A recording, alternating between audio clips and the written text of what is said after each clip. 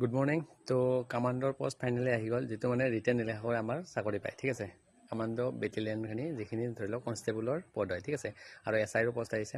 ইয়াতে ল'ৰা ছোৱালী দুয়োটাৰে কাৰণে কথা ক'ম। ঠিক আছে, তো এতিয়া শুনি লওক। প্ৰথমে কৈ দিছোঁ, আৰু স্পৰ্টছ পাৰ্চনসকলৰ কাৰণেও ৰিজাৰ্ভেশ্যন আছে ইয়াতে। ঠিক আছে, তো প্ৰথমে কৈছোঁ আপোনালোকে ৰিটেন লিখিব নালাগে কামাণ্ডত যদি আপোনালোকে চাকৰি কৰিম বুলি ভাবিছে যে কনষ্টেবলৰ কাৰণে। এতিয়া হ'ল চাব ইনস্পেক্টৰৰ পোষ্ট বহুখিনি আছে, 47, আৰু অনলি কনষ্টেবলৰ 3টা পোষ্ট আছে, যিখিনিত ধৰি লওক ছোৱালীৰ কোনো ধৰণৰ কথা মেনশ্যন নাই। কিন্তু ধৰি লওক লং জাম্প কিমান মাৰিব লাগে, ৰানিং কিমান মাৰিব লাগে, সেইখিনি মেনশ্যন আছে। কিন্তু ইয়াত কোনো ধৰণৰ ৰিজাৰ্ভেশ্যনৰ কথা মেনশ্যন নাই। ঠিক আছে, ছোৱালীখিনি হয়তো পিছত আপোনালোকৰ ভেকেঞ্চি ওলাব পাৰে। এতিয়া মই ল'ৰাখিনিৰ কাৰণে কৈছোঁ, কাৰণ ল'ৰাখিনিৰ হাইট বা চেষ্ট বহুতেই বেছি লাগে। যিখিনি ধৰি লওক পুলিচৰ নৰ্মেল কনষ্টেবল বা ধৰি লওক UB বা ABৰ কাৰণে যিখিনি মাৰে তাত থাকি বহুতেই বেছি। ঠিক আছে, আৰু ইয়াতে বয়সৰ সময়সীমাটো ধৰি লওক আপোনালোকে গম পাব। তো গোটেইখিনি কৈ দিছোঁ মই। বয়সৰ সময়সীমাটো যদিহে আপুনি কনষ্টেবল ABৰ কাৰণে কামাণ্ড বেটেলিয়নত আপোনালোকে যায়, তেনেহ'লে আপোনালোকৰ বয়স হ'ব লাগিব 18ৰ পৰা 21 বছৰ। ঠিক আছে, আৰু তাতে আপোনালোকৰ ST SC বা ধৰি লওক OBC, তো সেইবিলাকৰ কাৰণে ৰেজিষ্ট্ৰেশ্যন পাব 5 বছৰ আৰু 3 বছৰ। ঠিক আছে, চাই ল'বা, সেইটো ছেমেই হয় আগৰ নিচিনা। আৰু যিখিনি ধৰি লওক আমাৰ চাব ইনস্পেক্টৰ আছে, তো সেইখিনিও 20 বছৰৰ পৰা 24 বছৰ, মানে জেনেৰেলসকলৰ কাৰণে।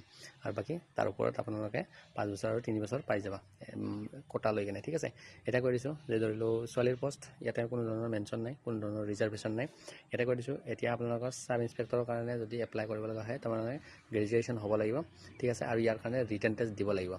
নেক্সট আপোনালোকৰ যদিহে কনষ্টেবলৰ কাৰণে হয়, তেনেহ'লে নৰ্মেল 10 পাছ হ'লে হ'ল। আৰু ইয়াত আপোনালোকে কোনো ধৰণৰ ৰিটেন টেষ্ট দিব নালাগে।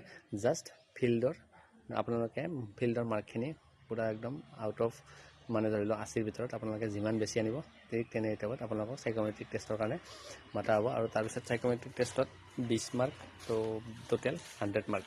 ঠিক আছে, বেটেলিয়নখিনিৰ কাৰণে।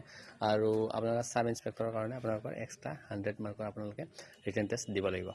এতিয়া কৈ দিছোঁ যে আনৰিজাৰ্ভত আপোনালোকৰ চাব ইনস্পেক্টৰৰ পোষ্টৰখিনি আছে।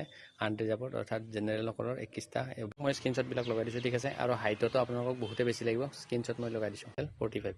ঠিক আছে, আৰু বাকী যিখিনি দুটা আছে, সেই দুটাত আপোনালোকৰ স্পৰ্টছ পাৰ্চনৰ কাৰণে হয়। আৰু আপোনালোকৰ যিখিনি কনষ্টেবল আছে, কনষ্টেবলৰ কাৰণে জেনেৰেলৰ কাৰণে 2টা আছে, আৰু OBC MOBCৰ কাৰণে 1টা আছে। টোটেল ভেকেঞ্চি এইখিনিয়ে। ঠিক আছে, এলিজিবিলিটি কিমান আপোনালোকে গম পালে। আৰু ইয়াতে চাওক কি হ'ব। আপোনালোকৰ ফিল্ডত হ'ব, চাহে কামাণ্ডো SI হওক, চাহে কনষ্টেবল হওক। ফিল্ডত হ'ব আপোনালোকৰ ৰানিং, লং জাম্প, তাৰপিছত চিন আপ আৰু 100 মিটাৰ ৰানিং। প্ৰত্যেকটো ষ্টেজতে 20-20 মাৰ্ক থাকে।